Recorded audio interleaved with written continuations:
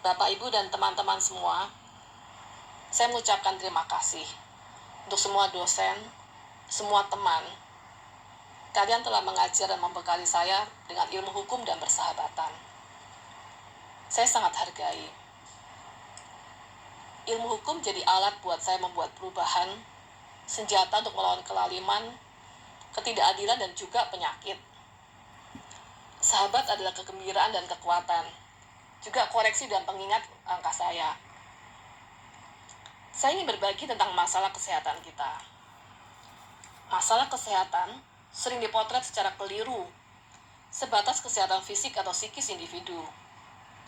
Padahal, masalah kesehatan mencakup kesehatan fisik dan psikis bukan hanya individu, tapi juga kesehatan masyarakat, kesehatan sosial maupun lingkungan. Penanganan masalah kesehatan selama ini lebih banyak bersifat individual, parsial, dan sebatas simptom. Kata kesehatan sendiri lebih dikonotasikan sebagai urusan kedokteran atau medis, bukan sebagai struktur yang membuat individu atau bangsa menjadi sehat. Kesehatan lebih identik dengan dokter dan rumah sakit, tidak menyentuh struktur atau kultur yang sakit yang telah kita hidupi bersama. Saya mengunjungi sebuah desa para petambang emas di Sukabumi. Pencemaran limbah sianida dan merkuri adalah hal yang biasa di sana. Sidat, kepiting, atau ikan-ikan kecil itu sudah lama punah dari sungai-sungai mereka. Ikan layur pun tiada di lautan mereka, sudah lama pergi. Saya tidak berani minum air yang disajikan penduduk. Walau air itu jernih, saya tahu air itu mengandung sianida atau merkuri. Sewaktu saya meneguk air mineral yang saya beli di luar desa, saat itu leher saya seperti tercekik karena kepedihan yang timbul di hati. Saya mampu membeli air sehat untuk diri saya. Penduduk nggak mampu. Mereka tak punya pilihan.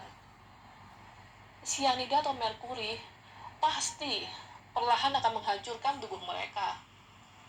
Ada banyak desa seperti itu. Ada banyak penyakit sedang mencoba menghancurkan bangsa kita. Mari kita lihat sebagian kecil potret kesehatan Indonesia. International Diabetes Foundation (IDF) 2019 mencatat bahwa Indonesia adalah negara dengan prevalensi diabetes terbesar di Asia Tenggara. Jumlah penderitanya 10,7 juta jiwa. Tahun 2018, 21,8% penduduk Indonesia mengalami obesitas. Ini bukan sekedar karena orang tak mampu mengendalikan nafsu makannya. Kita harus petakan, makanan apa yang tersedia untuk mereka? Berapa banyak orang yang bertahun-tahun hidup hanya dengan mengkonsumsi sejumlah besar nasi, terigu, ikan jabu, atau kerupuk? Itu yang sanggup mereka beli. Jumlah penderita kanker Indonesia tahun 2018, 207.210 orang. 70% dari kasus itu telah stadium lanjut. Dari mana penyakit kanker itu datang? Apa kita tahu apa kandungan dari bahan makanan kita itu bebas racun atau bebas bahan berbahaya lainnya? Siapa yang dapat pastikan apakah bangunan tempat kita hidup atau tempat kita bekerja itu tidak menimbulkan penyakit kanker? Misalnya apakah terbuat dari asbes atau bukan? Panjang deretan penyakit-penyakit yang mendera bangsa kita.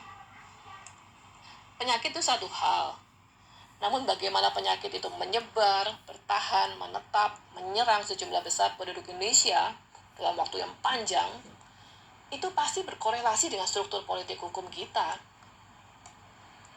Sekarang mari kita lihat penyakit sosial.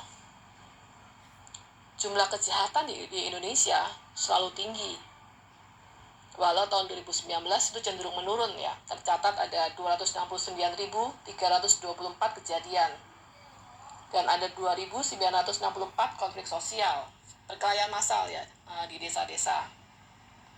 Angka itu berdasarkan data kepolisian. Kita tahu bahwa tidak semua kasus kejahatan dilaporkan. Ada banyak kasus yang hanya selesai di permukaan, jadi bara api yang siap tersulut. Ada banyak kasus yang disembunyikan.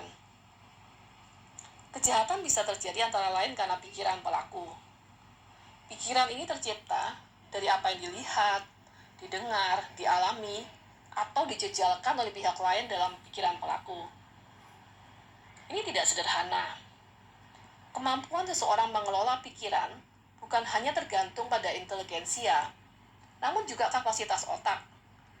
Jika seseorang telah mengalami gizi buruk sejak dalam kandungan, maka akibatnya kapasitas otak dan kemampuan mencerna, menganalisa itu jadi terbatas.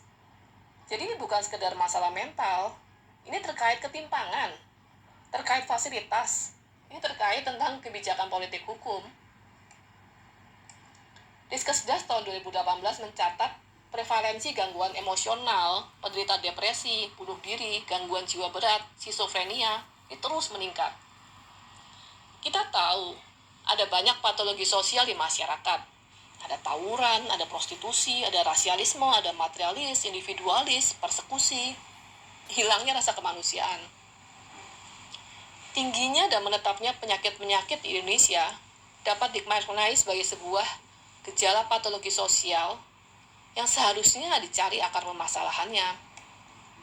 Jika jutaan orang terserang penyakit diabetes, obesitas, penyakit jantung koroner, kanker, gangguan mental, atau penyakit sosial, penyakit lingkungan lainnya, itu artinya perlu perbaikan struktur dan kultur di Indonesia.